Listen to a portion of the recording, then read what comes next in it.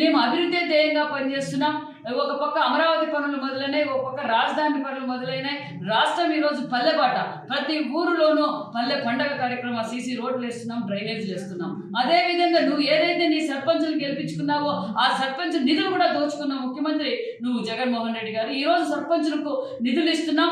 అదేవిధంగా గ్రామీణ అభివృద్ధి కూడా జరుగుతుందన్న విషయాన్ని కూడా నీకు తెలియజేస్తుంది. ఇవన్నీ నీకు తెలుసు, కానీ నీ ఉనికి చాటుకునే కోసం ఈ ప్రయత్నాన్ని, ఈ మాటలు మాట్లాడుతున్నావు. నీ స్థాయి కాదు, నీకు ప్రజలు నీ స్థాయి ఏంటో ఆల్రెడీ 11 సీట్లకు ఫలితం చేశారన్న విషయాన్ని కూడా నీకు తెలియజేస్తున్నావు. ఒక పక్క పొలం పిలిచింది, అనేక సంక్షేమ కార్యక్రమాలు, మరికొన్ని పరిశ్రమలు ఇక్కడికి వస్తున్నాయి.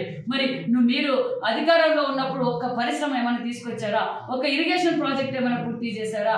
మరి ఈ రోజు అభివృద్ధి ధ్యేయంగా మేము పనిచేస్తున్నామనే విషయాన్ని మీకు తెలియజేస్తూ, మీరేంటో పులివెందుల ప్రజలకు అర్థమైంది, ఆంధ్రప్రదేశ్ ప్రజలకు అర్థమైంది.